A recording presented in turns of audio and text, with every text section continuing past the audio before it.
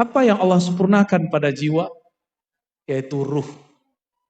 Sawaha biruhi. Dengan ruh yang ia tiupkan. Maka dalam tubuh kita ini, Bapak Ibu, tubuh ini dan jiwa di dalamnya, Allah pernah bersumpah. Kalimat fa'alhamaha, ini ada sir di situ, ada rahasia. Bahwa Allah mengajak kita berbicara setiap saat. Karena alhama fi'il madhi. Ya Allah, kalau bukan karena Engkau yang membantu kami tidak akan dapat hidayah, tidak mampu sholat, tidak mampu puasa, tidak mampu zakat, tidak mampu zikir. Jadi kita bisa zikir karena Allah yang gerakkan. Itulah makna fazkuruni azkurkum. Sebut aku sebut engkau. Saya sering nanya, duluan mana yang nyebut, kita apa Allah? Sebutlah aku sebut engkau. Duluan siapa yang nyebut? Allah ngomong, hai hambaku, sebut aku, fazkuruni azkurkum. Pasti aku sebut-sebut namamu. Siapa yang dulu menyebut? Ya, kita apa Allah?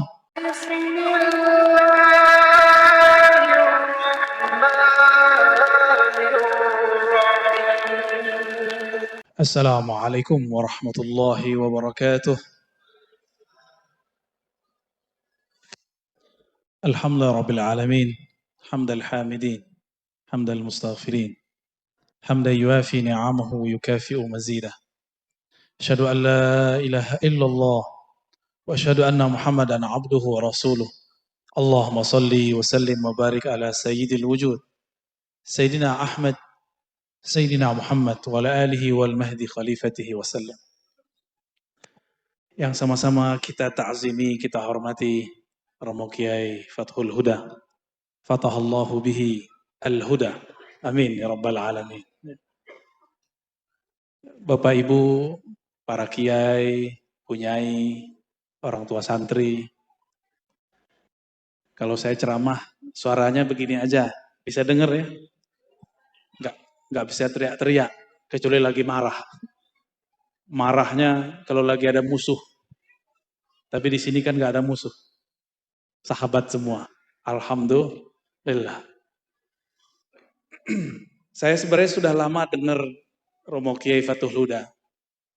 Karena dulu ada beberapa kawan beliau, orang Muhammadiyah, suluk tarekat sama saya. Jadi orang Muhammadiyah, orang Uang Pati, ya, suluk tarekat. Ya, 10 hari lumayan. 10 hari. Waktu itu khalwat Naqsyabandiyah Khalidiyah. Saya belum kasih waktu itu Syaziliyah. Aneh ya, Muhammadiyah mau suluk tarekat. Saya tidak usah sebut nama beliau ya. Barangkali Pak Kiai Fathul Huda sudah paham. Orang Cempaka Putih ya. Sebelumnya walaupun tadi sudah banyak sholawat segala macam, untuk mengkondisikan kolbu, mari baca Al-Fatihah. A'udzubillah bismillahirrahmanirrahim. Ar-Rahmanir-Rahim. Iyyaka na'budu wa iyyaka nasta'in. Shiratal ladzina an'amta 'alaihim ghairil maghdubi 'alaihim waladdallin. Amin.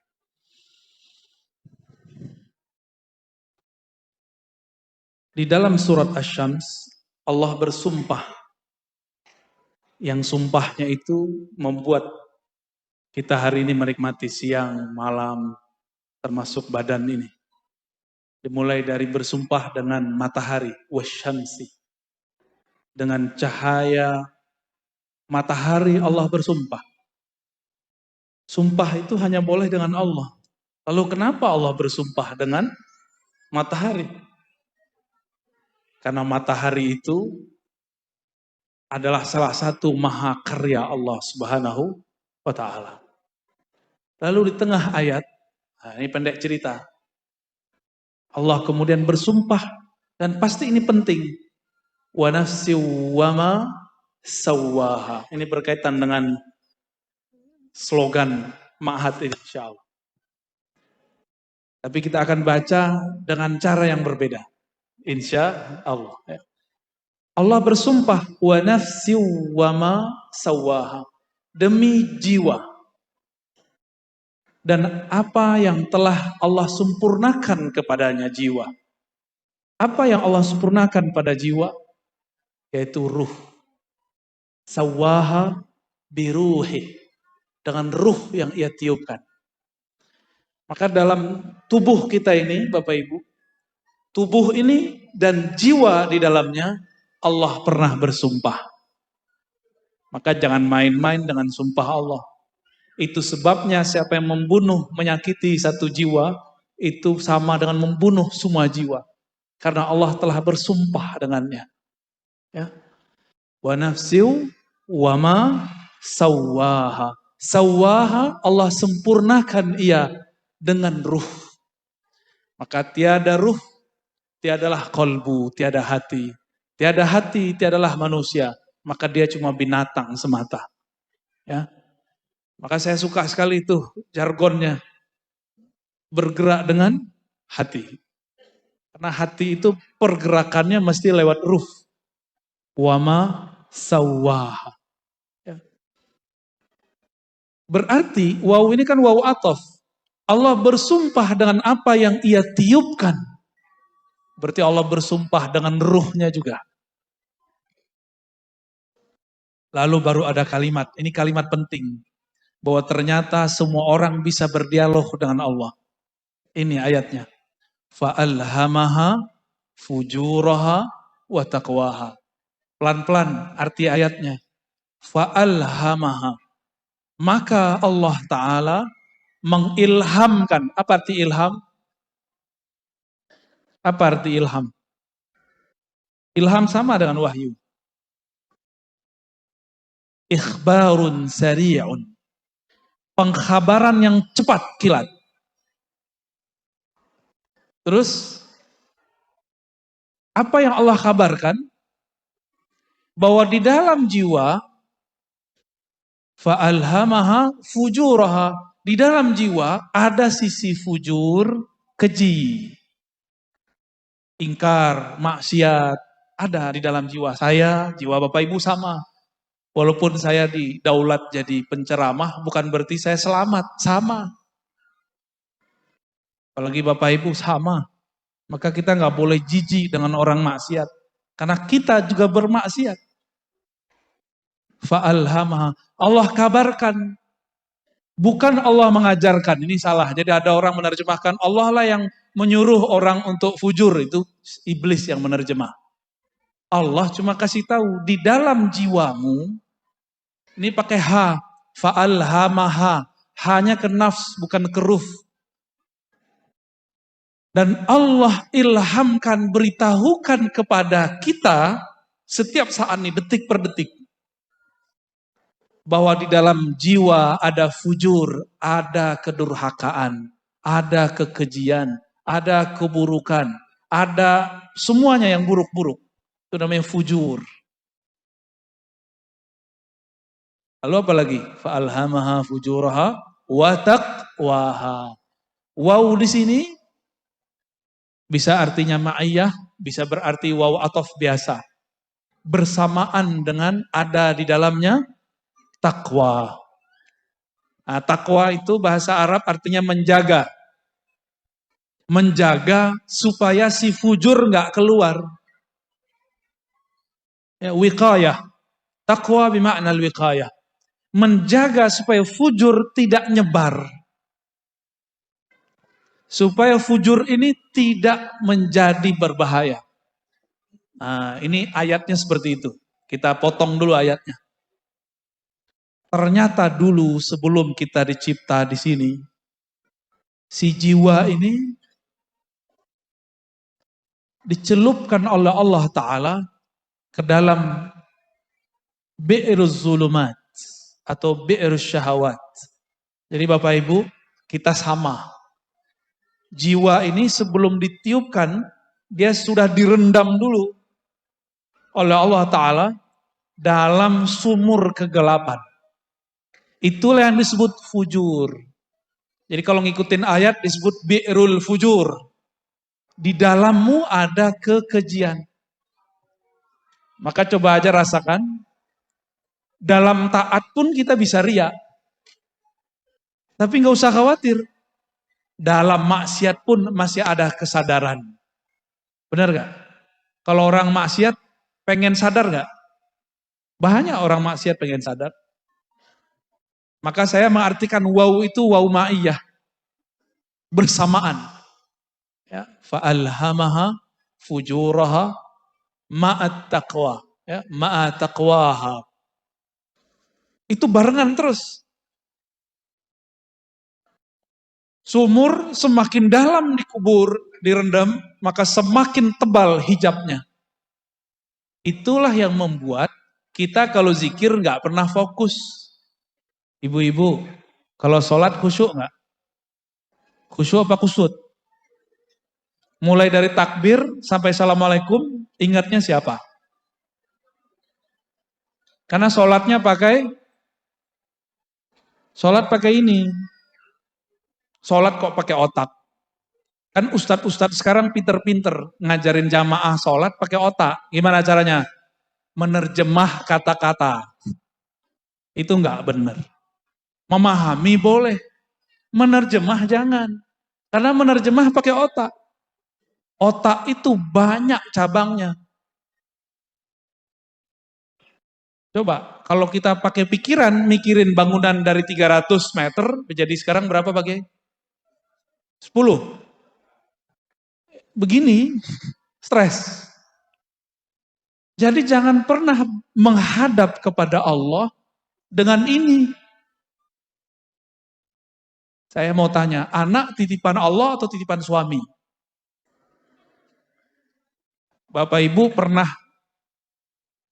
pengen anak cowok, dikasihnya apa? Cewek. Pengen cewek, si cowok. Pengen cowok cewek nggak dikasih. Muka anak pengennya mirip kita, tahu-tahu mirip pasangan kita. Ibu-ibu ini kan paling cemburu nih, bapak-bapak ya. Waktu orang bilang, mirip bapaknya. Itu ibu-ibu cemburu itu. Kalau kita dibilang, mirip ibunya, kita seneng. Berarti yang nafsu ini.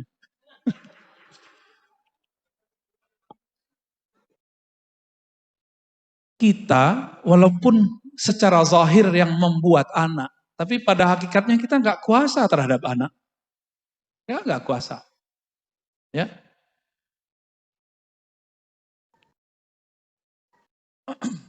yang anak-anaknya jalan-jalan tuh biarin aja Bu ya. Anak-anak itu membawa rahmat. Jadi di mana ada anak-anak itu kan nggak ada dosanya. Ada dosanya nggak? Belum ada dosanya dia, biarin aja ya. Kalimat fa'alhamaha ini ada sir di situ, ada rahasia bahwa Allah mengajak kita berbicara setiap saat. Karena alhama fi'il madhi, tapi faedahnya bukan berlalu, bukan past tense. Faedahnya ya dulu ala subuti wad dawam, menunjukkan itu selalu, selalu, selalu. Kenapa? Allah itu qadim, maka sering digunakan kata-kata fi'il madhi. Jadi fa'alhamaha bi'azaliyatihi. Ya. Allah mengilhamkan dengan keazaliannya. Kepada siapa Allah ilhamkan? Bukan ke dalam jiwa yang fisik, tapi ke dalam yang membuat kita bisa mendengar dan melihat. Apa itu? Ruh. Bapak Ibu kalau sholawat tersentuh. Itu yang tersentuh siapa? Air mata, mata yang nangis, atau jantung yang deg-degan. Atau suara yang bagus jadi telinga kita bergetar. Siapa sebenarnya yang bergetar? Yang bergetar itu kolbu. Kolbu itu bergetar karena diberitahu oleh ruh. Karena tempat ilham bukan kolbu. Kolbu tempat Allah memandang. Innallaha yanzuru ila qulubikum. Allah memandang ke dalam kolbumu. Jadi mohon maaf nih Bapak Ibu. Perasaan merasa lebih kaya dari orang di samping itu sudah bahaya. Merasa lebih alim daripada orang di samping itu sudah bahaya. Allah mengatakan al-kibriya uridai. Merasa lebih itu hakku, bukan hak kalian. Kibriya itu kan ayyaral abdu annahu khairum min ghairihi. Seorang hamba menilai dirinya lebih dari orang lain. Saya walaupun ngaji, ngajar, ceramah, gak boleh sedikit pun terbersit merasa lebih mulia daripada yang mendengarkan. Gak boleh. Itu sebabnya sebelum saya assalamualaikum, mesti tawajuh dulu kolbunya kepada Allah. Supaya tidak terbersit merasa lebih baik. Kalau sedikit saja terbersit, maka Allah tidak lagi ridho. Karena Allah pandang kolbu, Allah gak pandang saya baca ayat. Ayat sekian, nomor sekian, surat sekian, nomor sekian. Allah gak ridho. Yang Allah ridho kolbunya merasa apa? Ya. Saat saya sebut ayat, ridho atau tidak? Nah, di kolbu kita ada macam-macam rasa nggak? Datang, ya mohon maaf, mungkin yang datang pakai mobil merasa lebih mulia dari yang motor, hati-hati. Ya. Hati-hati. Dimiskinkan Allah nanti hatinya. Mungkin badannya kaya, dompetnya tebal, hatinya miskin. Saya mau tanya, orang korupsi itu orang kaya apa orang miskin? Benar. Ada nggak orang miskin korupsi? Gimana mau korupsi? Makan sehari-harinya susah. Orang korupsi itu orang kaya. Korupsi kan corruption, merusak. Dia merusak tatanan. Ya orang miskin apa yang mau dirusak? Nah, ayat ini mengajarkan bahwa kita selalu diajak berbicara oleh Allah. Karena Bapak Ibu, kita ini tidak terbiasa menerima kalam-kalam. Nabi SAW ajarkan sholat istikharah. Ya. Sholat istikharah itu sama dengan beli handphone. Beli handphone, pasang kartu. Beli isi pulsanya. Coba, Bapak Ibu punya handphone? Punya handphone ya? Handphonenya kalau nggak ada kartunya bisa komunikasi nggak? Udah ada kartunya. Nggak ada baterainya, bisa komunikasi? Nggak bisa. Udah punya kartu, udah punya baterai. Handphonenya handphone smartphone, bukan handphone butut yang lama. Oke? Tapi tidak punya akun, namanya email. Bisa nggak download? Tahu download? Ngambil aplikasi. Nggak bisa. Maksudnya apa?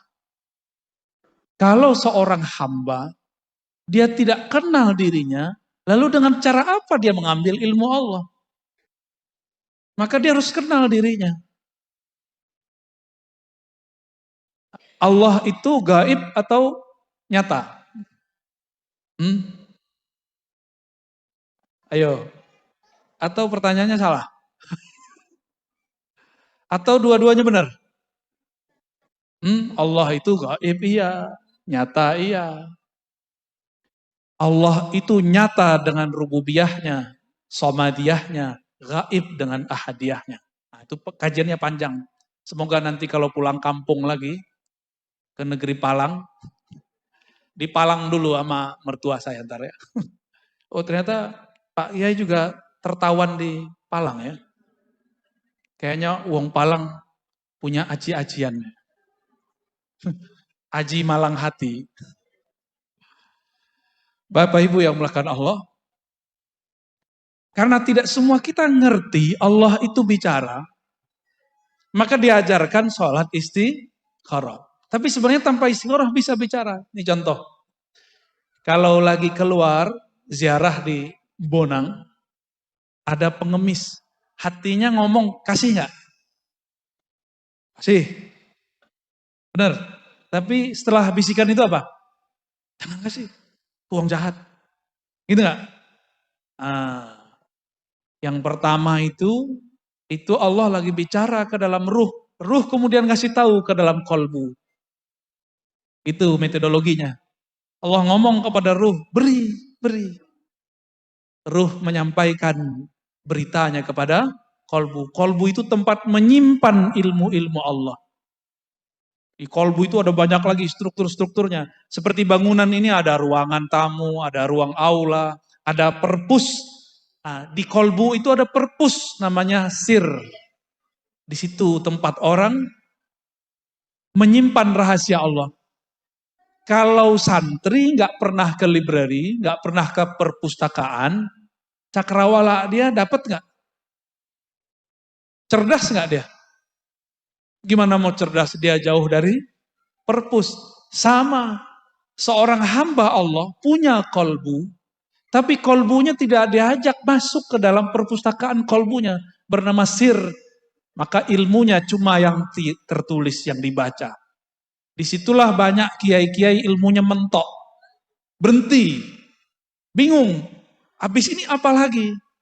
Karena dia tidak diajak mengenali cara masuk perpus. Kalau ada yang bukan siswa, santri, masuk perpus, diizinkan nggak? Ada pegawai library nggak nih? Maktabah, ada. Diizinkan nggak? Kalau nggak punya ID card? Nggak diizinkan. Inilah yang membuat kenapa kiai-kiai, santri-santri ilmunya mentok. Dia nggak punya kartu masuk ke dalam sirnya sendiri. Ya, apa kartunya? Kartunya sederhana. Ya.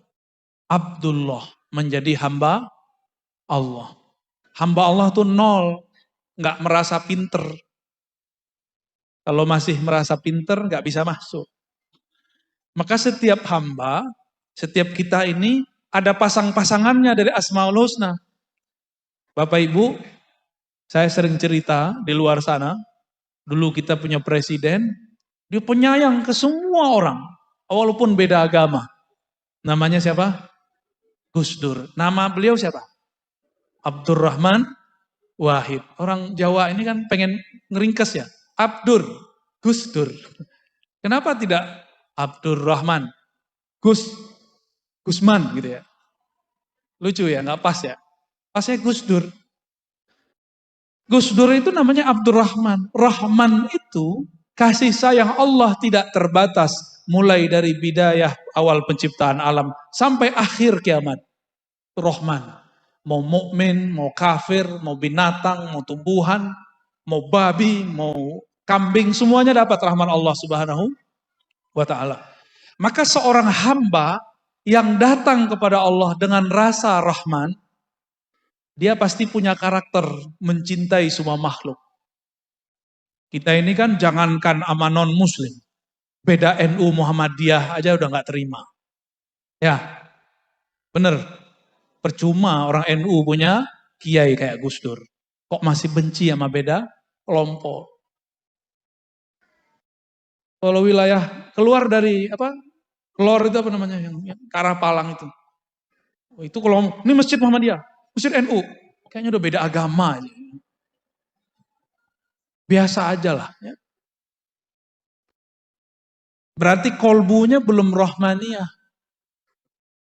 Baru nama Rahman belum tembus. Gimana mau dapat ilmu laduni? Mau wiridan 1000 tahun gak akan tembus. Orang wiridan itu pengen sakti, pengen kasyaf. Tapi satu nama belum tembus, gimana mau tembus nama yang lain? Ya, maka kunci menjadi Abdurrahman, membuang semua kebencian kepada siapapun makhluk. Menyayangi orang taat, begitu juga sayang kepada orang yang terjebak maksiat. Orang taat bisa maksiat dalam taatnya, dan maksiatnya tidak terlihat. Maksiat orang taat apa? Yang Romo Kiai Huda sangat khawatir sekali. Kalau nggak orang torikot nggak bisa begitu. Khawatir apa? Khawatir ria. Cuma orang torikot yang khawatir ria. Karena memang diajarkan zikir jahar, zikir sir, zikir khafi. Kenapa orang masih kena ria? Karena di kolbunya masih sepi, belum ada nama Allah. Nah, kembali kepada Ar-Rahman. Jadi kalau mau masuk ke dalam kolbu, dari 99 nama itu, bacalah satu hayati. Maka saya sarankan di semua kota-kota ahlu sunnah yang bertariqah, hidupkan majelis kajian Al-Asma'ul Husna yang bersanad. Kalau tidak ya sudah, yang tahu aja. Kitabnya sudah banyak. Ada Al-Maqsad Al-Asna, banyak sekali. Karya Imam Ghazali, Zarruq, dan lain-lain. Baru Allah mengatakan, Qad aflaha man zakkaha. wa qad khaba man dassaha.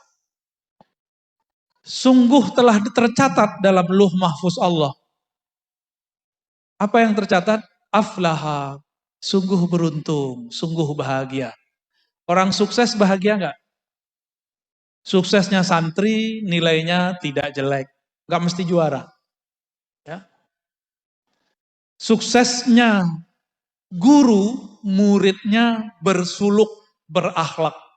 Jadi bukan hanya nilai yang bagus. Maka saya menyarankan kalau benar ini ma'had, ini lembaga bergerak dengan hati, jangan cuma ngepush santri untuk dapat nilai bagus. Ya. Karena beda orang, beda kemampuan. Maka di pesantren kami di Darussunnah, mohon maaf bukan membandingkan. Tidak ada lagi namanya juara 1, juara 2, juara 3. Semuanya juara.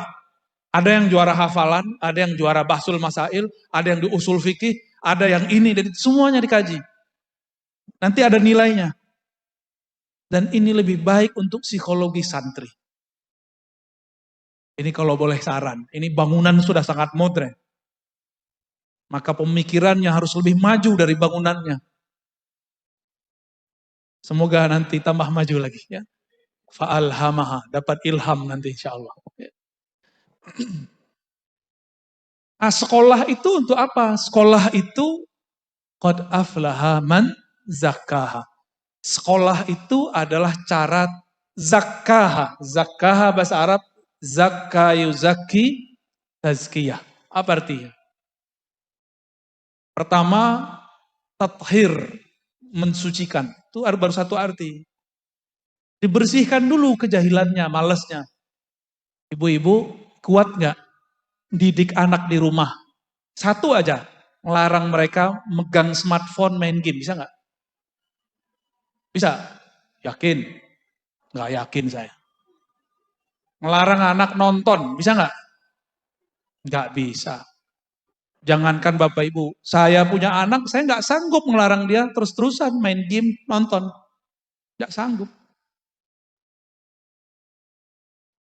Terus gimana? Berarti ada kecanduan dia main game. Ini ciri-ciri anak kecanduan main game. Kalau dia kalah dia teriak. Atau dia bete. Ish, gitu. Mulai kayak bad mood. Gak seneng bawaannya, teriak-teriak. Atau kesel. Tiba-tiba dia marah sama saudaranya. Kesel sama bapak ibunya. Berarti udah kecanduan. Itu harus diobati, harus ditazkiyah. Cara membersihkannya di sini, di ma'had. Tinggal di sini asramanya apik ya pakai ya. Biasanya kan pesantren numpuk-numpuk. Numpuk 7 orang. Satu lapis 10, 70, satu kamar. Ya nggak mungkin. Maka bahaya. Pesantren-pesantren yang numpuk satu jenis bahaya. Rentan homoseksual. Rentan homoseksual. Maka kamar mandi jangan gede-gede Pak Kiai. Kamar mandi kecil apa gede? Dikecilin. Bahaya nanti pada masuk berdua. Tapi saya lihat tadi ada siswa, gurunya perempuan. Nah itu lumayan. Itu lumayan mengobati. Wow, apa perempuan wedok. Wedok cantik begini ya. Minimal dia ada interaksi. Ada orang dia gak homoseksual, tapi kecanduan bokep. Jadi dia gak bisa, udah kawin aja gak bisa ngapa-ngapain. Karena harus nonton. Udah kecanduan di sini. Itu harus ditazkiyah. Dan gak bisa langsung. Kecanduan nonton porno lebih berbahaya dari narkoba. Orang kalau narkoba, maka dikurangi. Dicari kecanduan lain. Dosisnya dikurang-kurangi. Kalau ada orang kecanduan porno, oh ini gawat. Itu harus diterapi. Harus ada film lain yang tidak porno, tapi tetap nonton. Maka anak-anak ini mohon maaf, harus juga ada waktu nontonnya. Kalau nggak diam-diam nanti dia curi-curi nonton yang bening-bening kan gawat. Ya. Ini harus ditazkiyah, harus dibersihkan. Jadi kita nggak boleh benci, jangan dikeluarin. Ada ketahuan nih, santri nonton porno, jangan dikeluarin. Harus dididik. Karena bisa jadi gurunya juga kecanduan. Ya. Setelah dibersihkan, tazkiyah itu makna keduanya adalah tanmiyah. Jadi tadi tathir. Yang kedua maknanya an-nama. Jadi az-zaka artinya an-nama, maka tanmiyah. Apa arti tanmiyah? Ditumbuhkan.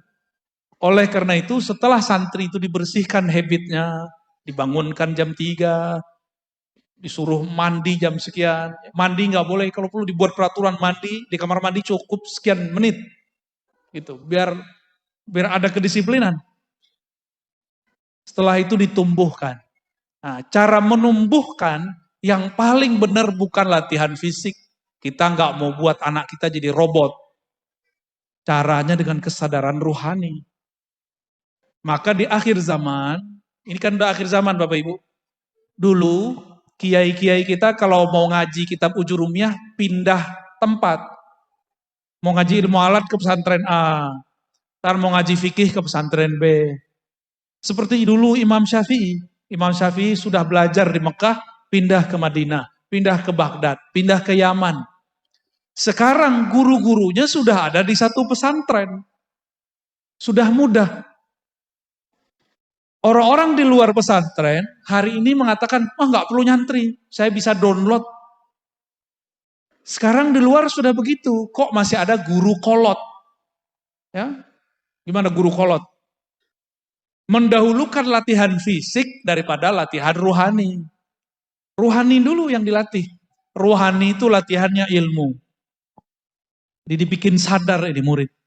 Bukan dihukum itu thariqah lama. Di sini nggak ada yang dipukul ya, nggak ada. Kalau kita kan dulu biasa dipukul, ya, gampar sama guru itu biasa. Sekarang orang tua kalau ada anaknya disakiti lapor ke polisi. Benar Ibu? Itu orang tua ambil aja anaknya bawa pulang. Ya. Ngapain gurunya kok dilaporin? Itu nggak benar. Di Bogor, di Jakarta ada guru masuk penjara. Cuma karena gurunya melihat muridnya ini nggak benar, dia sedang tazkiyah, tathir, membersihkan ini anak. Dipukul. Tapi yang kemudian disalahpahami. Masuk penjara. Kasihan. Mohon maaf nih Bapak Ibu orang tua santri. Karena orang tua santri ini kayak lebih ngerti daripada guru. Ngatur-ngatur guru, ngatur-ngatur sekolah. Mohon maaf ya. Saya juga guru, jadi saya ngerti. Untung saya nggak kepala sekolah. Nggak kepala madrasah. Saya ngomong ke teman saya kepala madrasah, kepala ma'had. Ya, kalau aku di posisi kamu, aku pulangkan anaknya itu. Tidak ada orang tua cerewet aja. Nah, saya berharap yang hadir ini bukan yang cerewet. Seharusnya sekolah tuh begini. Seharusnya sekolah tuh begini. Buat sekolah sendiri aja Pak. Buat sekolah sendiri bawa anaknya pulang. Tapi itu kan bukan bil rahman dan rahim. Itu bil, apa tuh? Bil qahar, bil jabbar, bil muntaqim. Syukurnya Allah tidak memulai ayat-ayat di Quran dengan nama-nama qahar, jabbar, muntaqim. Untungnya Allah mulai dengan Rahman dan Rahim. Akhirnya kita maafin juga orang tua wali yang sok tahu. Ya. Usul boleh tapi jangan menggurui. Ya. Ini guru-guru ini tiap hari dia berhadapan dengan masalah itu. Oh saya punya sekolah, itu kan sekolah Bapak Ibu. Mereka punya sistem sendiri. Ya. Kalau saya biasanya membiasakan diri untuk menahan. Kita menilai ini lebih baik menurut kita tahan dulu. Siapa tahu di situ sudah ada manhaj sendiri. Bapak Ibu yang bukan Allah, ini yang paling penting. Qad aflaha man zakkaha. Masalahnya apa? Untungnya pengasuhnya ini orang thariqah. Kata guru saya, asy-syaikhu ruhul ma'had. Syekh itu ruhnya ma'had. Kalau syekhnya, kiainya banyak wirid, warid turun. Itu thariqat lama. Kalau thariqat baru, karena warid turunlah kita bisa berwirid. Jadi kita bisa wirid, bisa wiridan, karena ada anugerah dari Allah. Dalilnya apa? Sering doa ini enggak Bapak Ibu? Allahumma a'inni ala zikrika. Coba diterjemahkan. Allahumma, ya Allah, a'inni, bantulah aku. Ala zikrika, untuk berzikir mengingat engkau. Coba, lafaz zikir apa? Subhanallah, Alhamdulillah, Allah Akbar, ya, haula wala quwwata. Semua itu. Setiap kali lisan ini sanggup membaca la ilaha illallah, subhanallah. Berarti Allah sedang membantu. Bantuan itu yang disebut warid. Bantuan itu disebut warid. Apa arti warid? Sesuatu yang datang dari Allah. Nah, maka kita nggak boleh GR. Kalau saya nggak zikir nih, pesantren ini pasti kesurupan. Gitu. Jangan sombong. Habis itu ente kesurupan. Ya. Kalau saya nggak sholawat nih, pesantren ini panas. Jangan begitu. Ya. Dalam Sahih Bukhari, para sahabat berkalam, laula anta ya Rabb ma tadaina, wala sallaina, wala zakkaina. Ya Allah, kalau bukan karena engkau yang membantu kami tidak akan dapat hidayah, tidak mampu sholat, tidak mampu puasa, tidak mampu zakat, tidak mampu zikir. Jadi kita bisa zikir karena Allah yang gerakkan. Itulah makna fazkuruni azkurkum. Sebut aku sebut engkau. Saya sering nanya, duluan mana yang nyebut? Kita apa Allah? Sebutlah aku sebut engkau. Duluan siapa yang nyebut? Allah ngomong, hai hambaku, sebut aku, fazkuruni azkurkum. Pasti aku sebut-sebut namamu. Siapa yang dulu menyebut? Ya, kita apa Allah? Kalau kita, pantas makomnya gak naik-naik. Ya, namanya makomul muridin. Makommu murid. Walaupun sudah jadi bapak ibu, tapi makom masih murid. Karena GR, kita yang berzikir. Saya mau tanya lagi bapak ibu. Adakah di tubuh kita, di alam semesta ini, sesuatu yang bergerak tanpa izin Allah? Ada nggak? Ada nggak? Berarti kita kalau zikir, itu digerakkan Allah bukan? Jadi duluan siapa yang zikir? Allah. Jadi kalau kita berzikir, baca Yasin, baca apa, itu Allah lagi nyebut nama kita. Bukan kita yang menyebut nama Allah. Jadi kapan Allah ingat hambanya? Jika hambanya ingat Allah. Bolak-balik aja tuh. Tapi sebenarnya yang ingat itu hanyalah Allah. Allah lah yang mengingat dirinya sendiri lewat hambanya. Nah, jadi kalau kita bisa zikir, itu Allah lagi pinjam lidah tuh. Lidah kita yang hina ini dipinjam untuk mampu menyebut namanya. Karena banyak orang tinggal dekat masjid, nggak masuk masjid. Berarti badan dia nggak dipinjam oleh Allah. Nggak digerakkan oleh Allah. Tapi apakah dia masih meminjam, sedangkan tubuh ini milik dia juga. Ya. Qad aflaha man zakka. Ditumbuhkan, dipupuk. Maka memberi ikop tidak boleh terlalu keras. Memberi pujian juga tidak boleh terlalu keras. Ngirim santri untuk juara-juara gak mesti terlalu sering. Karena kalau santri sudah sering merasa juara, merasa pinter, ada perasaan jumawa dalam dirinya. Ini pesantren, ini sekolah, ini yang mengharumkan saya. Jangan terlalu sering memuji. Jangan juga terlalu parah dalam mencaci. Bodoh kalian, jangan terlalu sering begitu. Pinter kalian, jangan terlalu sering. Pupuk begitu, memupuk itu pelan-pelan. Ya, itu namanya tazkiyah. Kalau sudah dia tumbuh, berakar, berurat, maka dia akan tumbuh sendiri, nggak perlu dikasih apa-apa lagi. Baru namanya insan kamil.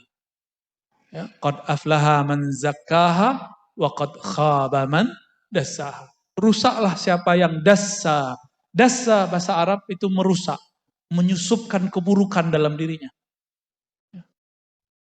Bapak Ibu yang melekat Allah, terakhir yang mau saya sampaikan. Ada tanya jawab Pak Kiai? Dulu Nabi Shallallahu Alaihi Wasallam pernah berkisah. Apa kata beliau? Nanti di akhirat ada seseorang dihisap oleh Allah Subhanahu wa taala. Hadis Imam Al-Baihaqi. Ada di Tirmizi tapi lafaznya berbeda. Ketika dihisap, keluarlah laporannya. Semua yang dia lakukan adalah dosa. Mulai dari dia remaja sampai dia meninggal semuanya dosa. Akhirnya malaikat azab turun, mengikat orang ini lalu menyeretnya. Tapi ketika hampir mendekati pintu neraka, Allah bertitah, berkhitab. Apa kata Allah? Wahai malaikatku, sudahkah kalian memeriksa isi dadanya? Lalu kata mereka, belum ya Allah. Maka Allah kemudian mengatakan, bedahlah dadanya, lihat isi jantungnya. Denyutnya mengeluarkan kalimah apa? Lalu dibedah dadanya, jantungnya dikeluarkan. Ternyata jantungnya mengeluarkan darah berbunyi lafaz Allah, Allah, Allah. Padahal dia maksiat sepanjang umurnya. Bunuh orang, berzina, korupsi, nyakitin orang. Semua ada sama dia. Nggak ada. Cuma dia nggak syirik. Dia tidak menyekutukan Allah. Di akhir hayat dia bertemu wali Allah, mengajarkan dia zikrullah. Zikirnya masuk ke dalam kolbunya. Idza zukirallah wajilat qulubuhum. Jika disebut nama Allah, kolbunya bergetar. Itu kolbunya, sekali kolbu bergetar, dia akan selama-lamanya bergerak. Terus. Walaupun kita sudah nggak sadar pakai ini, tapi kolbu itu terus begini, menyebut nama Allah. Ternyata dia di masa hidupnya dulu pernah dibimbing zikrullah oleh gurunya. Kita sebut talqinuz zikr. Dan itu merasuk, nyatu dengan kolbu, bergetar. Diambillah getaran kalimah Allah itu, ditimbang dengan semua dosanya. Ketika ditimbang, awalnya masih goyang-goyang. Itu kolbu masih menyebut nama Allah, diambil lagi getarannya, masih belum. Ambillah kolbunya langsung ditaruh. Bukan hanya getarannya yang ditaruh. Kolbunya yang ada nama Allah di situ diletakkan. Langsung timbangan menjadi berat. Apa kata Allah? Wahai hambaku, jika engkau timbang namaku dengan langit dan bumi, masih lebih berat namaku. Waladzikrullahi akbar. Sungguh menyebut-nyebut nama Allah itu lebih besar di sisi Allah Subhanahu wa ta'ala. Kalau sudah begitu, pasti orang nyebut nama Allah kalau sholat pasti khusyuk. Ya, karena Allah yang besar. Walhasil malaikat azab melepaskan rantainya. Lalu diambil alih oleh malaikat rahmat. Masuk sorga dia dengan kalimah Allah. Allah ampuni semua maksiatnya. Ada orang begitu nanti. Itu karena si guru mau terima. Seburuk apapun murid dia terima, dia didik, dia didik, dia didik. Ini pesan saya kepada sesama guru. Jangan putus asa mendidik murid. Ya. Ketika Azazil itu kan Banul Jan, pangerannya Jan, belum jin, masih Jan. Banul Jan itu disebut jismun nariyah. Jisim yang tercipta dari api. Kalau malaikat, jisim nuriyah. Jisim tubuh tapi tercipta dari nur. Itu malaikat. Kalau Azazil, mbahnya setan-setan itu terciptanya dari api. Ketika terjadi bencana di muka bumi, semua jin-jin pergi dari tanah, mereka pergi pohon-pohon, pergi ke laut, pergi ke gunung-gunung, terbang ke awan. Sisalah ada satu anak kecil, namanya Azazil. Allah berfirman kepada Sayyidina Jibril, "Hei Jibril, ambil itu anak, ajarkan dia." Padahal di takdirnya, ini anak tetap akan jadi musuh Allah. Tapi seorang guru tidak boleh putus asa. Saya sudah banyak ketemu santri-santri Badung waktu sekolah, tapi jadi soleh di luar sekolah. Dan mohon maaf, banyak ketemu santri soleh waktu sekolah, jadi orang stres di luar sekolah. Karena dia merasa pinter dan soleh. Berarti pinternya belum sampai tazkiyah. Ya. Maka Bapak Ibu, terutama para masyaikh, para asatis, para kiai, Jangan lakukan kesalahan rahib yang menvonis orang yang membunuh 99 orang. Jadilah seorang wali terpencil yang walaupun sudah bunuh yang ke-100-nya yang dia bunuh si rahib, dia masih terima. Ya, semoga kita menjadi asbab orang-orang mendapatkan hidayah. Amin ya Rabbal alamin. Begitu juga kita semua. Ya. Gimana Pak Kiai? Mau ada tanya jawab? Silakan diatur. Ya. Sebelum acara ditutup dengan doa, kami buka sesi tanya jawab terlebih dahulu. Karena terbatasnya waktu, kami batasi 3 pertanyaan. Bagi Bapak Ibu yang ingin bertanya, silahkan mengangkat tangan.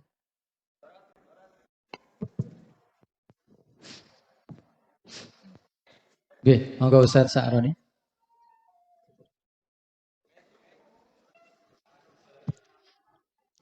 Assalamualaikum warahmatullahi wabarakatuh. Terima kasih atas waktu yang diberikan. Kami akan bertanya, dalam melaksanakan sholat atau bersolawat, kita pasti akan berusaha untuk khusyuk, ya. Akan tetapi seringkali kita merasakan ketika kita mau khusyuk, lebih khusyuk lagi, maka terlintas pikiran-pikiran dari otak kiri kita. Yang menjadi pertanyaan adalah, bagaimana caranya agar ketika kita bersolat atau bersolat dan khusyuk, itu tidak muncul terlintas pikiran-pikiran dari otak kiri kita. Sehingga otak kanan kita bisa maksimal dalam khusyuk kepada Allah Subhanahu wa Ta'ala. Terima kasih. Assalamualaikum warahmatullahi wabarakatuh. Salam. Langsung aja ya. Sakit langsung dijawab. Takut lupa. Kalau tamu nggak kenal Romo Kiai Fathul Huda, beliau lagi pakai baju kaos, nggak pakai kopiah, pakai topi pet, dikira cleaning service. Paham? Nggak hormat. Tapi kalau kenal, mau pakai baju apa, hormat gak? Mungkin cleaning service-nya nggak kenal sama beliau. Jangan buang situ. Gitu. Bisa jadi begitu. Jadi hormat itu adalah salah satu sikap orang khusyuk. Karena khusyuk itu salah satu maknanya adalah takzim, hormat. Tidaklah muncul rasa hormat kecuali kenal kepada yang dihormati. Coba, kalau kepala sekolah jalan nih, itu semua santri diem loh. Benar gak? Kalau kepala sekolah nih lewat, belum pengasuhnya lewat, baru kepala sekolah. Bahkan mungkin wali kelas masuk sudah diem, sudah hormat. Kita ini punya guru 2 jenis. Ada guru Jamaliyah, ada guru Jalaliyah. Ada guru Jamaliyah, dia berwibawa dalam kasih sayangnya. Ada guru Jalaliyah, dia berwibawa dalam ketegasannya. Ini saya nggak tahu nih, para ustadz ini yang mana ini ya. Coba, dulu pernah jadi siswa, jadi santri, sedang sama guru tegas atau guru penyayang? Sedang sama guru penyayang apa tegas? Yang mana? Penyayang. Benar. Tapi guru tegas perlu nggak? Perlu. Kalau ada guru penyayang, orang ngadu kepadanya. Orang bermanja-manja kepadanya. Siswa sama dia udah kayak temenan. Tapi kalau ada guru Jalaliyah, tegas. Itu santrinya takut. Kalau gurunya udah lewat langsung begini. Nunduk, bener. Perlu ada yang begitu. Untuk supaya dapat rasa khusyuk, kenalilah Allah dari 2 pintu ini. 2 sifat ini. Allah yang maha jalil, zul jalal. Dan yang kedua, ikram. Ikram itu jamal. Sisi Allah baiknya atau sisi Allah tegasnya. Kalau sudah kenal Allah, nggak perlu mikir. Sholat tuh jangan mikir. Sholat tuh pakai zikir. Aqimis sholata li dzikri. Dirikan sholat untuk mengingatku, bukan untuk memikirkan aku. Ini karena kepintaran baca kitab, jadi mikirin Allah lagi sholat. Ya. Jadi mohon maaf nih rahasia nih, ibu-ibu, wali santri, bapak-bapak, kiai-kiai aja belum tentu sholatnya khusyuk. Ini rahasia kita ya. Bunyai, Pak Kiai sama. Mungkin paling gak khusyuk kali. Karena mau sholat, kebawa urusan santri ke dalam sholat. Ini kan gawat. Kalau itu yang terjadi, gimana dia mau latih orang khusyuk, dianya gak khusyuk. Karena bingung khusyuk itu letaknya di mana.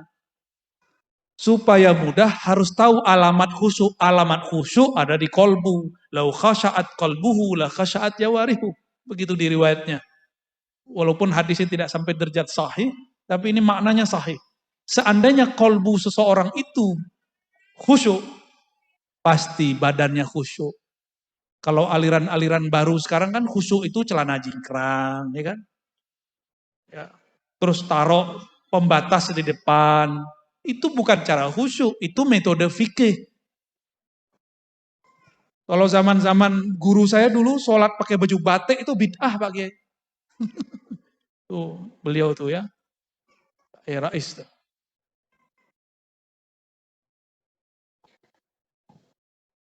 Apa hubungannya khusyuk dengan baju batik? Ada nggak?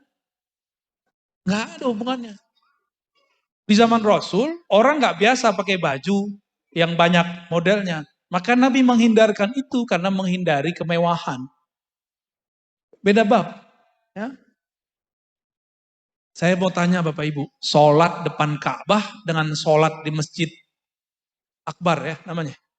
Masjid Akbar di sini, Tuhannya sama nggak? Sama Tuhannya. Beneran? Jangan-jangan beda lagi Tuhannya. Kalau sama, kenapa rasanya beda?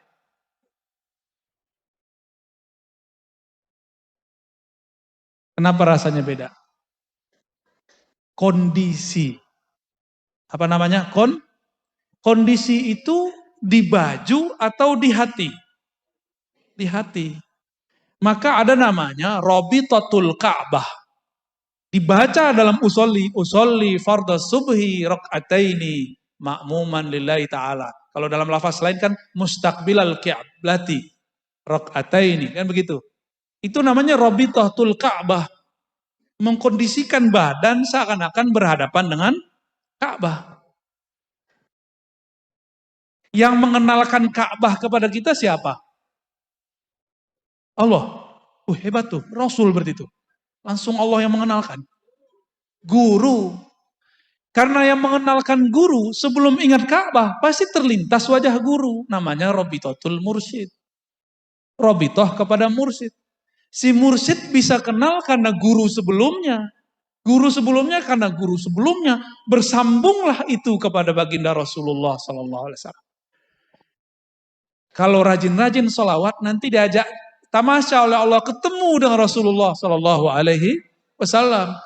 Maka orang yang tidak hormat kepada gurunya haram ketemu Rasulullah SAW. Mustahil ketemu Rasulullah. Dia kurang ajar sama gurunya. Rasulullah mengatakan, tuba liman ra'ani wa liman ra'a man ra'ani. Itu bukan tuba liman dakhala tuban. Beruntung tuba itu syajarah. Suatu pohon keberkahan yang ada di surga. Maka diartikan beruntung, karena itu artinya pohon keberuntungan. Beruntung orang-orang yang memandangku. Jika tidak bertemu aku, yang bertemu orang bertemu aku. Kalau tidak bertemu orang yang bertemu dari orang yang ketemu aku. Kita sebut dengan silsilah. Apa sebutannya? Kalau bahasa ahli hadisnya sanad. Nabi bersabda, "Shollu kama ra'aitumuni usolli." Salat seperti kamu melihat aku salat. Ada di sini yang pernah melihat Nabi salat? Nabi di Jakarta ada Nabi, namanya Ahmad Musodik. Tapi saya nggak pernah lihat dia salat. Gimana? Ada yang lihat Nabi salat?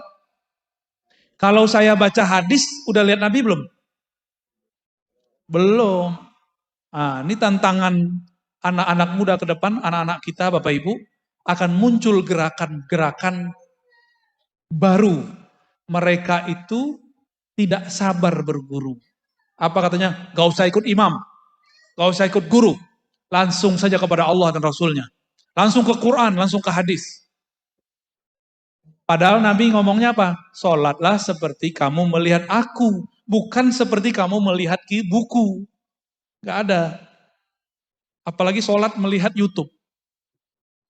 Sekarang ada cara sholat baru. Mazhab al-YouTubiyah. Jadi dia gak mau belajar sama guru, dia langsung belajar pakai YouTube. Hasilnya ya begitu. Kurang ajar sama guru. Jadi bergurulah kepada ahlullah. Nanti dibawa ke hadiratnya. Insya Allah. Siapa ahlullah? Orang yang mewarisi kolbunya Rasulullah. Bukan hanya sorbannya, bukan hanya sarungnya. Nabi nggak bisa baca kitab kuning, tapi bisa baca kitab langit. Lebih keren mana? Ini ada kiai ngomong, Nabi itu ummi nggak bisa baca kitab, tapi kayak merendahkan Nabi. Jangankan kitab itu, kitab yang di langit aja dibaca oleh Rasulullah. Ya, kitab takdir kita aja dibaca Rasul. Lebih keren gitu ya Ustaz ya. Wallahu a'lam bishawab. Assalamualaikum warahmatullahi wabarakatuh. Terima kasih yang kami hormati Abuya Ar-Razi Hashim. Kita sering melihat di YouTube ustadz-ustadz yang sering membid'ahkan, memusyrikkan dan mensyirikan ibadah kita, Ahlus Sunnah wal Jamaah. Itu secara masif. Dan efeknya saya pikir itu sangat berbahaya karena di luar Jawa kemarin, NTB kalau nggak salah, sampai ada pembakaran dan lain sebagainya. Ini kita mensikapinya seperti apa, Ustadz? Karena secara masif mereka terus-menerus membid'ahkan dan bahkan mengkafirkan kita. Bagaimana kita menghadapi atau mengkanter mereka-mereka Ustadz yang ada di YouTube? Terima kasih. Assalamualaikum warahmatullahi wabarakatuh. Assalamualaikum warahmatullahi wabarakatuh. Karena YouTube ini bisa didengerin siapa aja, di mana aja, maka kita harus ada di YouTube. Kalau TV kan gak bisa dibawa kemana-mana, kegedean. Ya, YouTube bisa ditonton di mana aja, sebelum tidur. Bahkan ada yang jadi pengantar tidur ya. Gimana sikap kita terhadap dai-dai yang membid'ahkan amalan Ahlus Sunnah wal Jamaah? Kalau dulu ahli kitab menganggap Nabi Muhammad dan para sahabat itu sesat, lalu Allah berfirman, idfa' billati hiya ahsan. Idfa' billati hiya ahsan. Ya, biarin Bu, kasihan anaknya nangis. Ya. Saya juga punya anak, jadi saya tahu perasaannya. Ya. Idfa' billati hiya ahsan. Tolaklah, tanggapilah dengan cara yang lebih ahsan. Ahsan itu kalau dia ilmiah, kita harus lebih ilmiah. Dia baca hadis, kita harus lebih mantep baca hadisnya. Dia penampilannya keren, kita juga harus keren penampilannya. Dia ceramahnya bisa dipahami banyak orang, kita juga harus mulai membahasakan ceramah kita supaya didengar oleh banyak orang. Dia keras, jangan dengan keras, itu namanya ahsan. Kita dengan kelembutan. Tidak adalah kekerasan dilawan dengan kelembutan, kecuali yang keras kalah. Benar nggak Bapak Ibu? Bapak Ibu lebih paham dari saya lah ya. Keras, lembut. Bapak-bapak ini keras. Dipegang ibu, lemes langsung. Makanya Allah itu Rahman Rahim. Kalau bahasa anak muda sekarang di kampus, Allah maha feminin. Maha Rahman dan Rahim. Bukan maha kebapaan. Gitu ya. Jadi kita harus mulai. Maka ustadz-ustadz yang bagus di sini secara hujah, keaswajaannya terlatih, harus mulai masuk ke YouTube, masuk ke Facebook, masuk ke Instagram. Gak usah keren pakai video yang bagus, pakai yang kecil ini apa namanya, smartphone. Jangan bergerak sendiri, bergerak berjamaah. Ya, bergerak sendiri berarti kita yang pengen terkenal. Kita nggak mau terkenal, capek Pak terkenal itu. Nggak enak terkenal itu. Tapi lebih enak terkenal di langit. Ya. Kalau terkenal di langit, orang terkenal di bumi dipatwal sama polisi. Di langit juga sama. Kalau terkenal di langit ada patwa langit, cepat usulnya kepada Allah Subhanahu wa taala. Jadi kita harus membalas dengan yang baik. Sekarang mereka belum main fisik, Pak. Tapi nanti bakal ada masa mereka main fisik karena itu kabar dari Rasulullah sallallahu alaihi wasallam. Suria, tempat mantu beliau, Gus Syafiq, itu sudah main fisik, sudah dor-doran.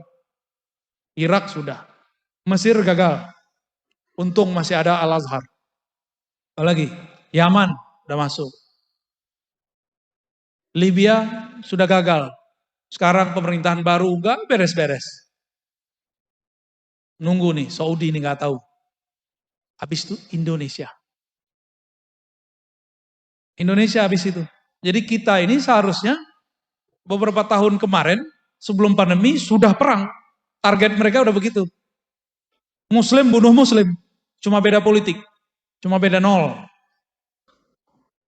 Alhamdulillah Allah masih sayang. Masih banyak wali Allah di negeri ini. Maka Bapak Ibu tetap kita doakan negeri ini supaya tetap aman. Sampai kapan wallahu a'lam. Karena ke depan sudah tambah berat, tambah berat, tambah berat, tambah berat. Dan kita sedih, jangankan orang awam, aparat aja sudah ada yang kesusupan. Aparat Pak, kesusupan gimana? Jadi kita nggak boleh kemudian, saya zuhud nggak mau ngajar di dinas. Harus ngajar Pak, harus masuk ke polisi, harus masuk ke tentara. Jangan sok-sok zuhud, udah begini zamannya. Maka para kiai, para ustadz, para guru, mohon jangan menutup diri lagi. Ya, ayo temani saya berdakwah di sosial media. Ya, tapi jangan berbicara yang nggak ngerti.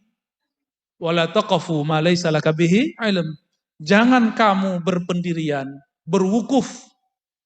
La taqafu waqifan, kan begitu. Jangan kamu wukuf, berpendirian terhadap sesuatu yang kamu tidak paham. Bisa juga mauqufan, suatu pun pemahaman. Jangan coba-coba komentar kalau nggak ngerti, norak nanti. Jika dia bawa hadis, kita bawa hadis. Kalau dia bawa kitab, kita bawa kitab, gitu. Dia bawa ayat, kita pakai ayat. Dia bahas tentang tasawuf, pakai kitab. Kitabnya kitab Ibnu Taimiyah, balasnya harus pakai kitab Ibnu Taimiyah. Jadi jangan dilarang santri, ustadz-ustadz yang jago ini baca kitab Ibnu Taimiyah. Alhamdulillah saya banyak yang saya khatamkan buku Ibnu Taimiyah itu. Jadi mereka mau belok kemana aja kita kejar. Ya, bener nggak? Ternyata nggak bener. Contoh, mereka mengatakan tawasul syirik. Benar nggak? Ibnu Taimiyah tidak mengkafirkan, tidak mensyirikkan tawasul semua. Ada tawasul yang dibolehkan. Apalagi, mereka mengatakan robitoh mursyid syirik. Tunggu dulu. Ibnu Qayyim murid Ibnu Taimiyah berrobitoh kepada Ibnu Taimiyah. Ya, zikir nggak boleh dengan angka tertentu. Lah Ibnu Taimiyah ba'da subuh sampai istiwa zuhur nggak berhenti baca zikrullah. Ibnu Taimiyah, Imam Salafi Wahabi. Nah, saya mau tanya nih, di sini akidahnya pakai kitab apa? Jangan sampai kitab Soleh Fauzan. Ya. Di kitab itu dianggap syirik orang tawasul, dianggap syirik orang tabaruk, dianggap kufur orang maulid karena menyerupai Nasrani. Harus kembalikan kepada kitab ulama Nahdiyin yang lama yang sudah pakai kitab akidah Ahlussunnah. Ada beberapa pesantren Nahdiyin kitabnya sudah diganti.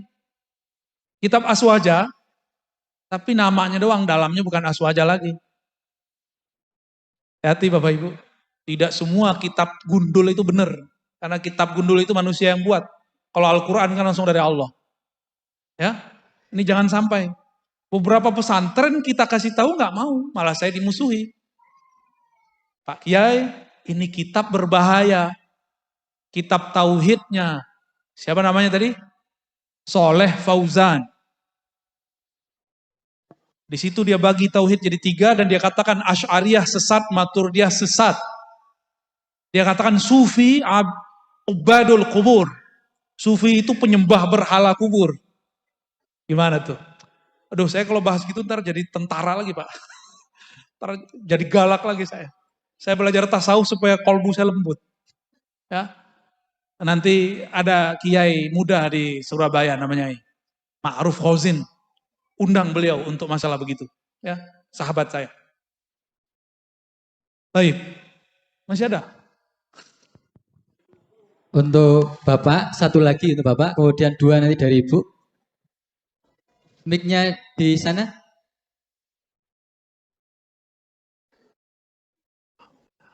Ustaz, ini. Mohon nanti sebutkan nama sebelum bertanya.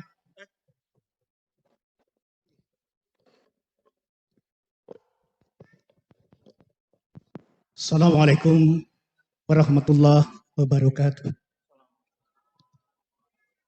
Buya Rozi yang kami cintai, ternyata nama Rozi Hashim itu, ada nama Hashim itu cinta betul dengan Tuban ini. Saat saya 78, 79 itu ziarah itu sampai ke Payakumbuh. Sampai di sana juga ada yang namanya Syekh Hashim. Dan itu Nahdien kita, ini juga Hashim Asy'ari. Jadi nama Hashim itu memang cinta dengan orang Tuban. Dan nyatanya sudah ada bibitnya. Nah, untuk selanjutnya mempersingkat waktu sebelum pada Buya, ini tadi ada dari Kiai Romo Kiai Huda, itu soal wali, bumi wali, gak usah khawatir. Karena ruh wali-wali Allah dan ruhnya ini orang-orang yang bertarikah nasabani seperti itu akan hadir juga di sini. Jadi Bapak Buya Rozi yang kami sayangi, dengan adanya rekoh yang dikembangkan di sini, tentunya insya Allah ini yang akan menjadi, tadi ceritanya sebagai senjata tangkal radikalisme dan intoleransi itu. Hanya masalahnya yang satu, karena ini adalah berkaitan dengan jargon yang Buya juga menyetujui, itu bergerak dengan hati dan mencerdaskan generasi. Tentunya bina anak soleh lembaga ini, tentunya yang kita bukan khawatir, harus kita tangkal yang namanya di tingkat nasional itu, kita harus berpartisipasi untuk menjaga keutuhan dan rentan terhadap malpraktisnya surau-surau atau pondok-pondok kita. Mudah-mudahan di Tuban ini jangan terjadi, tentunya competitive advantage dan value added-nya itu barangkali Buya bisa memberikan solusi kunci apa dan bagaimana yang efektif dan efisien bagi anak-anak didik kita ini. Kiranya demikian. Terima kasih. Assalamualaikum warahmatullahi wabarakatuh. Baik. Ada dua, Pak, cara efisien. Pertama, manhaj Qur'ani, yaitu ilqaul qissah. Jadi harus guru-guru ini harus punya bank kisah. Dulu ahli hadis supaya muridnya jadi muhaddis besar, sufi supaya muridnya jadi sufi besar, setiap penutupan kuliah atau ngajar selalu ada kisah yang diceritakan. Di Quran dikatakan faqsusil qasasa, berkisahlah engkau. Karena itu cepat masuk. Kisah itu nggak perlu dihafal, cukup dinikmati. Nah, kenapa hari ini banyak santri-santri, siswa-siswa kaku? Karena yang dikejar cuma kecerdasan otak kiri. Nilai, teori, hafalan. Tapi kurang dinamis, kurang harmonis. Rasanya kurang. Kisah itu, kata Imam Junaid, jundun min junudillah. Maka tidak ada mursyid, tidak ada wakil talqin, tidak ada sufi, tidak ada ahli thariqah, kecuali dia mengajar pakai kisah dan analog. Kisah dan kias, analog. Jadi guru-guru ini harus di-training untuk berkisah. Kalau kita berkisah, nggak boleh abstrak, harus ada wujudnya. Jadi menyebutkan dengan detail, suatu hari. Nah, coba bapak-bapak ini kan jamaah tidur hari Jumat ini. Bener ya? Itu gratis ya. Kalau hari Jumat, khotibnya memulai pada suatu masa, pada suatu hari, pasti nggak tidur. Tapi kalau khotibnya mengatakan, marilah kita meningkatkan, cuma itu doang. Nanti kita lagi, hendaklah engkau. Itu semua cuma teori-teori dan kita sudah capek dengarnya. Kita sudah bosan diceramahin orang. Karena dari kecil sudah diceramahin orang tua. Benar. Maka para khotib, tolong kembangkan perintah ini. Faksusil qasaso, perintah dari Allah SWT. Berkisahlah engkau, bukalah khutbah dengan kisah. Atau kisah diri sendiri, atau kisah ulama, atau kisah nabi, para sahabat, atau kisah sebelum alam semesta dicipta. Itu buat orang akan bangun. Matanya mungkin merem, tapi dia bangun secara rohani. Ya, itu pertama Pak ya. Jadi guru-guru harus punya bank kisah. Maka guru ini jangan cuma baca cerpen, cerita cinta, ya, baca Facebook, kan rajin nih baca Facebook. Jadi orang kita ini rajin baca Facebook. Tapi baca buku beneran gak jalan. Ya. Yang kedua, diambil dari kisah Nabi SAW ketika beliau nyuruh para sahabat di musim haji berwudu. Tawaddu'u. Nabi mengatakan wudu. Tapi mereka bingung. Nabi ngapain ya? Nabi cuma ngomong, tawaddu'u.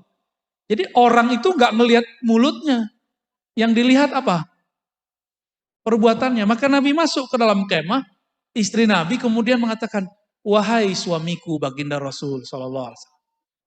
Sahabat itu nggak melihat mulutmu, mereka melihat tangan kakimu, badanmu. Terus maksudnya gimana? Ya engkaulah yang duluan berwudu. Bukankah setiap engkau wudu, air wudu mau diperebutkan? Nabi itu kalau wudu, airnya nggak ada yang buang. Kalau air wudu kita, para ustadz nih, para kiai, itu jangan diambil, jangan diminum. Karena kami ini banyak dosa. Enggak dosa maksiat, enggak dosa mata, dosa hati. Merasa lebih alim itu paling gawat. Paling bahaya. Lalu benar, Nabi panggil khodamnya, Mughirah atau siapa waktu itu namanya. Karena Nabi kalau keluar, biasanya Mughirah yang datang. Atau Anas bin Malik. Diambilkanlah secangkir. Tapi dulu cangkirnya bukan begini, pakai kain. Dituang pelan-pelan. Enggak ada air keran. Enggak kayak orang Indonesia, datang ke Mekah, kerannya dibuka segede-gedenya. Itu air buang-buang, dia berwudu dengan syaitan. Karena orang mubazir itu teman setan. Wudu itu kecil-kecil aja. Bapak Ibu kalau ke Eropa, ke Australia, kalau wudu kencang-kencang, itu langsung habis air di kota itu. Kecil-kecil kalau wudu, mandi, ya, kalau nggak perlu tutup.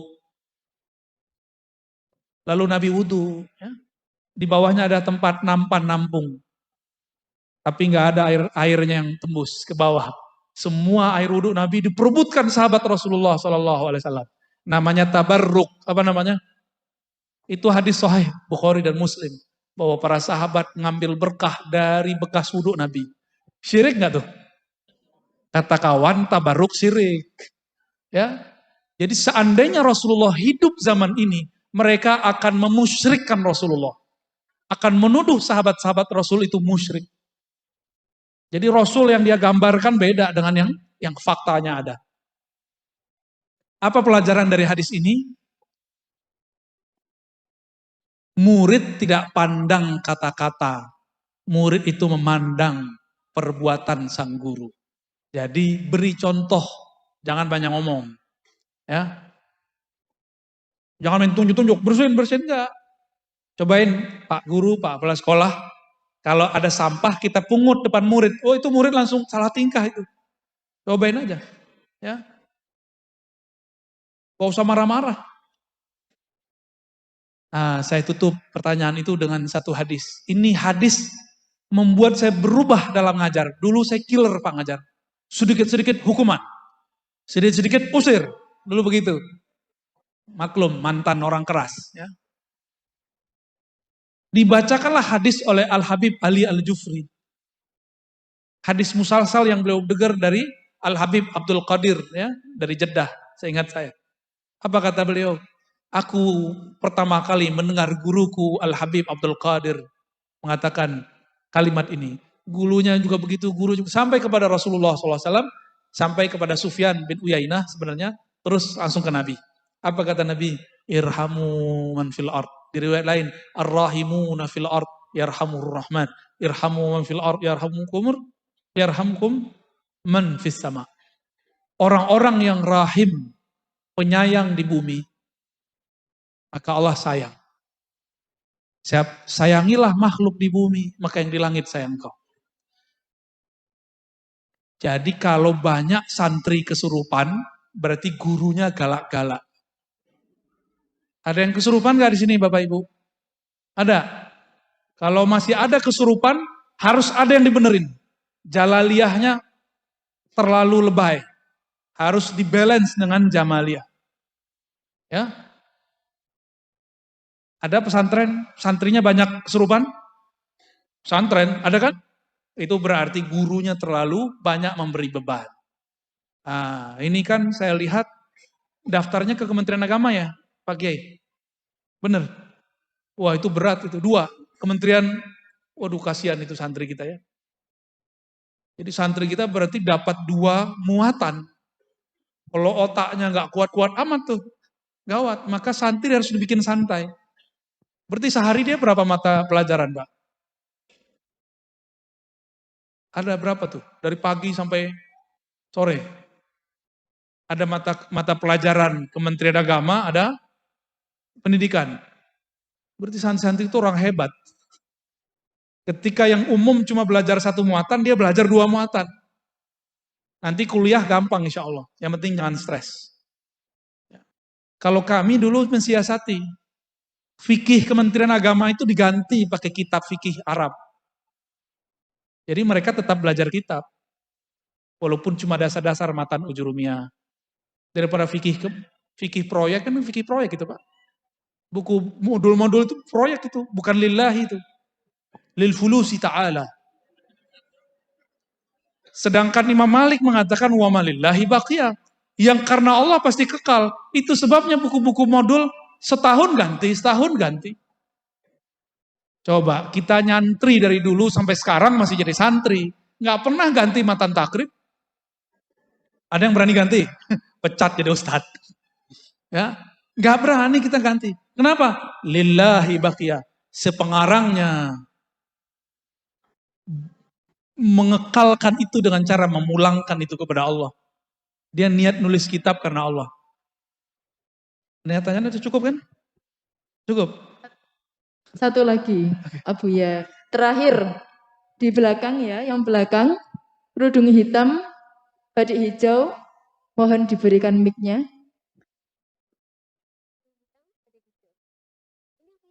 Mic. Oh ya. Yes. Mohon dipersingkat pertanyaannya. Assalamualaikum warahmatullahi wabarakatuh. Assalamualaikum. Terima kasih atas waktu yang diberikan. Yang ingin saya tanyakan terkait keistiqomahan. Kan istiqomah dalam hal kebaikan, walaupun sekecil apapun itu kan sangat berat, apalagi bagi saya yang masih awam. Nah dari sini apakah ada amalan khusus yang bisa mengikat keistiqomahan itu agar terasa ringan ketika dilakukan? Itu yang pertama. Yang kedua, saya ingin meminta sesuatu terkait jenengan tadi kan membahas tentang pentingnya sanad atau silsilah keilmuan. Dari sini saya ingin meminta ijazah jika jenengan berkenan masalah doa yang tadi jenengan jelaskan, yakni Allahumma a'inni ala dzikrika wa syukrika wa husni ibadatik. Terima kasih. Assalamualaikum warahmatullahi wabarakatuh. Assalamualaikum warahmatullahi wabarakatuh. Cara istiqomah ada amalannya enggak? Ini pertanyaannya hampir di seluruh Indonesia sama. Jadi kita ini dari kecil diajarkan kalau mau begini amalnya ini. Itu thariqat lama, saya sebut itu thariqah qadimah, thariqat jadul.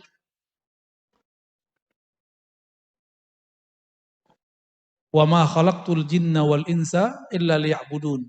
Kalau thariqat lama, nerjemahin liya'budun itu menyembah, wiridan. Tapi kalau thariqat aulia mengartikan ya'budun, ya'rifun, mengenal aku. Tidak aku ciptakan jin dan manusia kecuali untuk mengenal aku. Kenapa guru-guru di sini mau ngajar? Mungkin karena niatnya benar ingin cetak murid. Atau yang kedua ingin menambah mencari ma'isyah penghidupan. Maka dia mau berangkat pagi pulang sore. Kenapa ada orang mau jadi PNS, mau jadi karyawan, mau jadi kontraktor, segala macam, pengusaha, dagang? Karena jelas yang dia tuju, yang dituju adalah kesejahteraan. Kalau PNS gajinya sekian per bulan, karyawan di akhir bulan. Maka dia mau bermacet ria, berangkat pagi, pulang sore, berangkat pagi, pulang sore. Udah bosan begitu masih terus istiqomah. Kenapa dia istiqomah? Berharap ada buahnya di akhir bulan. Namanya gaji. Ratib syahriyah bahasa Arab. Paham analognya? Kenapa orang semangat kerja? Karena ada yang dituju. Dia tahu yang dituju dia namanya fulus. Ini sumber kesejahteraan dia. Maka dia mau bekerja siang bahkan malam. Kenapa ada orang istiqomah? Karena dia faham, dia beramal untuk siapa. Dia ngerti dia sedang berdialog dengan siapa. Kalau tidak faham dia ibadah untuk siapa, maka yang terjadi hambar. Istiqomahnya putus-putus. Jadi nggak ada amalan fisik, yang ada amalan ruh. Amalan ruh adalah ma'rifatullah. Maka kenalilah Allah sedekat-dekatnya, sebanyak-banyaknya. Semakin ilmu Allah itu dibuka, semakin kita merasa tidak berilmu. Jadi amalannya amalan ruhi. Kenali yang engkau sembah, maka engkau akan istiqomah. Lalu tips terakhir. Tips terakhirnya, kalau ketinggalan bolong, wajib dikodok. Itulah kelebihan orang tarekat. Orang tarekat ini tidak hanya istiqomah bekerja. Ini Bapak Ibu, kita kerja di suatu kantor. Kita meninggalkan pekerjaan kemarin sore. Ketika esok masuk, itu kerjaan dikodok nggak? Atau dibiarin? Dikodok apa dibiarin? Dikodok. Kenapa bisa mengkodok amal dunia, tapi tidak bisa mengkodok amal akhirat? Jangan-jangan kita nggak percaya Allah, lebih percaya fulus. Benarlah kata Nabi, Ta'iba Abdud Dinar, akan lelah, sungguh lelah, dan selalu lelah orang yang menghambakan dirinya cuma untuk mencari kesejahteraan fulus. Kesejahteraan harta. Capek. Coba ibu-ibu ini kenapa mau melahirkan? Karena suaminya dia cintai. Dia sayang kepada anak, ini anaknya. Coba samping-sampingan duduk, tapi bukan anaknya. Mau nggak gendong-gendong? Sorry, emang anak gua. Ya, nggak mau kita. Mohon maaf, dipipisin anak sendiri. Marah nggak? Habis pakai baju bagus-bagus begini, tiba-tiba dipipisin anak sendiri. Marah nggak? Digampar nggak anaknya? Enggak. Malah kita gemes, ya salam. Malah dipeluk-peluk anaknya. Malah dicebokin baik-baik. Bapak Ibu kembali ke yang tadi. Kita kalau kenal, kita pasti istiqomah. Jadi amalnya bukan baca ini, baca itu torikot jadul. Udah ketinggalan torikot begitu. Orang sekarang udah pakai gadget untuk masalah duniawi. Untuk masalah ukhrawi. Belum ada percepatan torikoh. Ya. Torikoh itu harus ada revisi, namanya torikoh. Tujuan kita mencapai ma'rifat. Beda zaman, torikoh harus direvisi. Walaupun namanya Naqsyabandi, Syazili, Qadiri. Harus direvisi metodenya. Nah itu kewajiban para mursyid-mursyid yang wasilin ilallah. Ya, yang kenal kepada Allah. Tentu atas izin Allah dan restu Rasulullah Sallallahu Alaihi Wasallam. Gak boleh buat torikoh sendiri. Ya, begitu juga dalam yang tadi.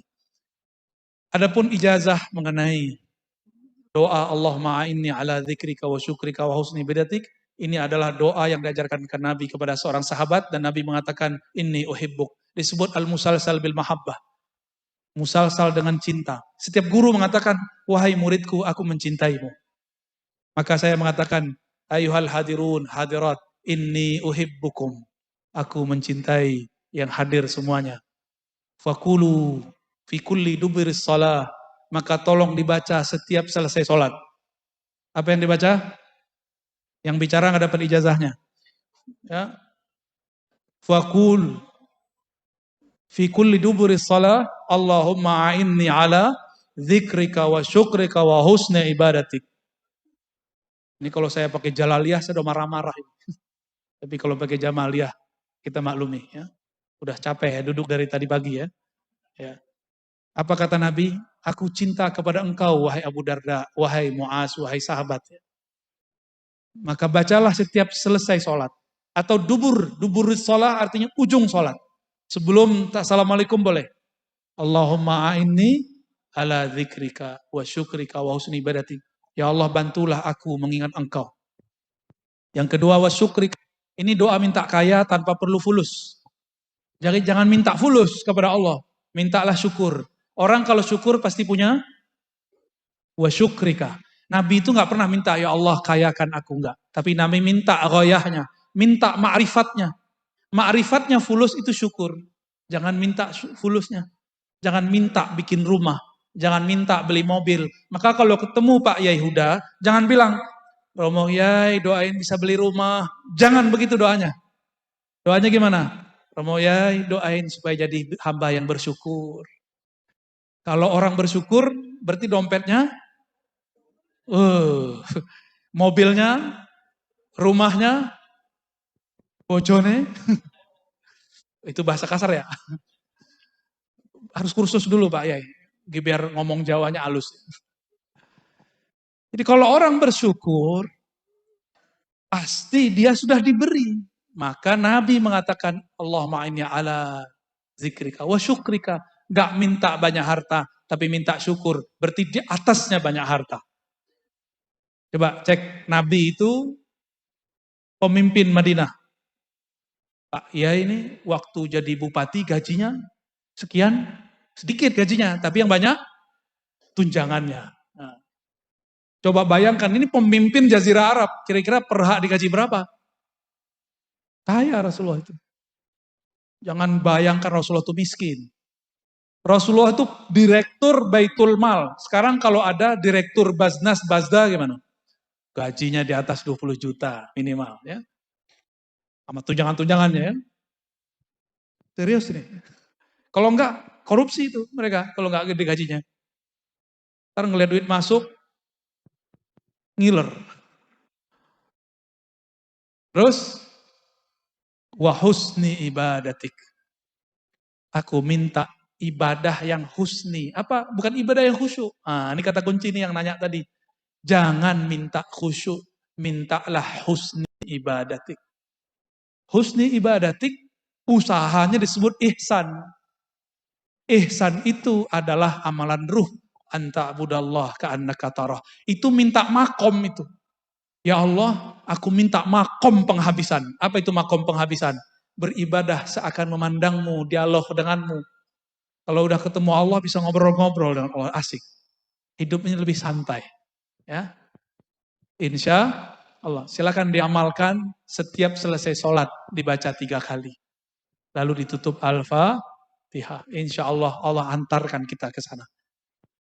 Lebih kurang itu ya. Wallahu a'lam bishawab. Bapak Ibu hadirin yang dirahmati Allah, marilah sejenak kita tundukkan kepala seraya memohon kepada Allah Subhanahu wa taala agar diberikan hati yang khusyuk, hati yang istiqomah. Kepada Buya Ar-Razi kami berkenan untuk memimpin doa. Izin bagi. Astagfirullahaladzim. Astagfirullah. Semoga Allah membuka pikiran kita semua. Dengan keberkahan surah Al-Fatihah kita kirimkan untuk Bapak Ruh kita. Nabi Yuna Muhammad sallallahu alaihi wasallam. Mari baca Al-Fatihah. A'udzu billahi minasyaitonir rajim. Bismillahirrahmanirrahim. Alhamdulillah. Maliki yaumiddin. Siratal ladzina Amin. Allahumma ya Rahman ya Rahim.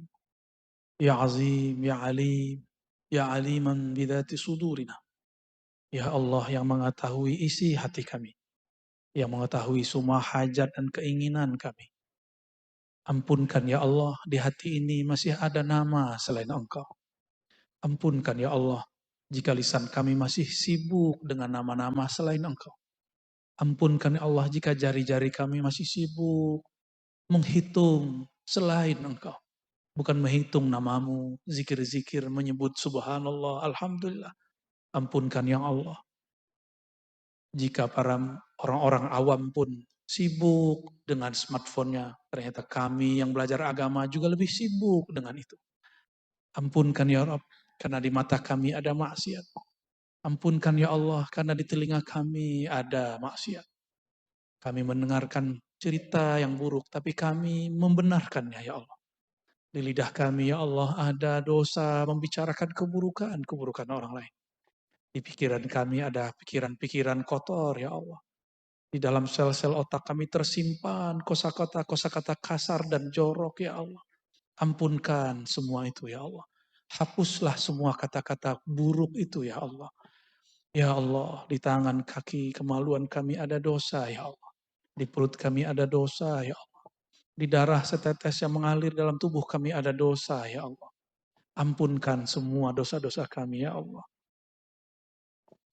Ya Allah, dalam kolbu kami ada rasa sombong ya Allah. Ampunkan dosa sombong kami ya Allah.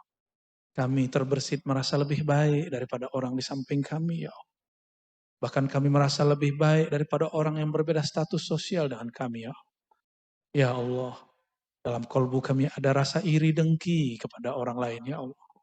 Ampunkan dosa iri dengki kami ya Allah. Ya Rabb, wahai yang maha mendengar goresan hati kami. Di hati kami kadang kami beramal ria ya Allah. Terbersit ingin disebut saleh. Terbersit ingin disebut kiai. Ingin disebut santri. Ingin disebut ahlus sunnah. Ya Allah, ampunkan semua bersitan ini ya Allah. Jika tidak Engkau yang membantu kami, siapa lagi yang membantu kami ya Allah. Allahumma ya nur, kalbu kami penuh kegelapan ya Allah. Hanya cahaya Engkau yang dapat menerangi kalbu kami ya Allah. Maka terangilah kalbu kami dengan nama-namamu ya Allah. Dengan ma'rifat mengenalmu ya Allah. Terangi pikiran kami dengan tafakkur kepada keagunganmu ya Allah. Terangi ruh kami dengan mengenal asrar rahasia-rahasia Engkau ya Allah. Terangi pikiran anak-anak kami dengan cinta kepada Engkau ya Allah. Ta'zim kepada gurunya. Cinta, ta'zim dan hormat kepada orang tuanya. Allahumma ya Rahman ya Rahim ya Karim. Engkau menitipkan kepada kami anak-anak ya Allah. Tapi meskipun mereka titipan yang lahir dari kami ya Allah. Tapi ruh mereka, kolbu mereka Engkau yang mengaturnya Allah. Ya muqallibal qulub, sabbit qulubana wa quluba abnaina ila ta'atik. Ya Allah, tetapkan kolbu kami, kolbu anak-anak kami untuk tetap taat. Tetap mengenal Engkau. Tetap mengingat Engkau. Tetap tawadu, tetap tidak sombong ya Allah. Allahumma ya Allah, ya azim, ya azim. Dosa kami kecil tapi bertumpuk-tumpuk ya Allah. Bahkan di antara kami ada yang sudah berdosa besar tapi merasa kecil ya Allah. Namun demikian ya Allah, Rahman dan Rahimmu lebih luas dari semua maksiat kami ya Allah.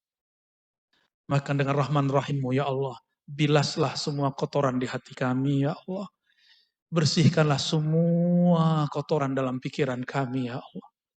Bersihkan juga pikiran dan hati anak-anak kami ya Allah. Supaya mereka gampang mudah menerima ilmu-ilmu dari Engkau ya Allah. Engkaulah yang mengatakan alim. Engkaulah yang maha alim. Maka jadikan anak-anak kami alim mengenal Engkau ya Allah. Ya alim, ya alim. Ya syakur, ya syakur. Jadikan kami hamba yang dapat bersyukur ya Allah. Allahumma ya syakur. A'inna ala syukrika. Bantu kami untuk mensyukuri nikmat-Mu ya Allah. Terakhir ya Allah, kami yang hadir ini. Hati kami selalu berubah-ubah ya Allah. Pagi ini soleh, siang mungkin tidak soleh.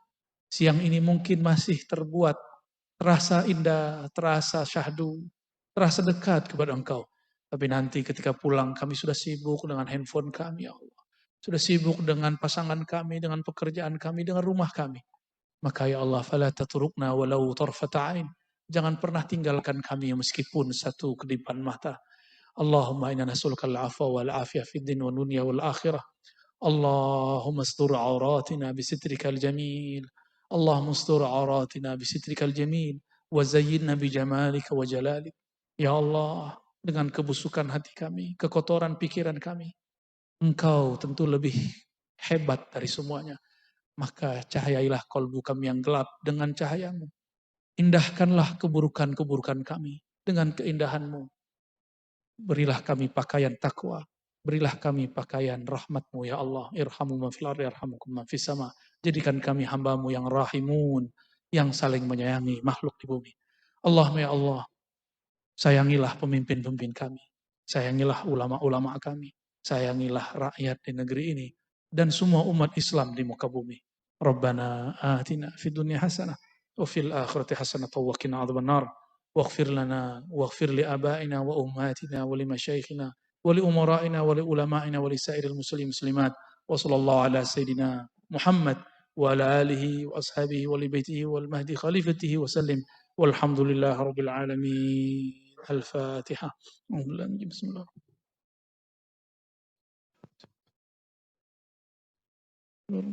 Bismillah.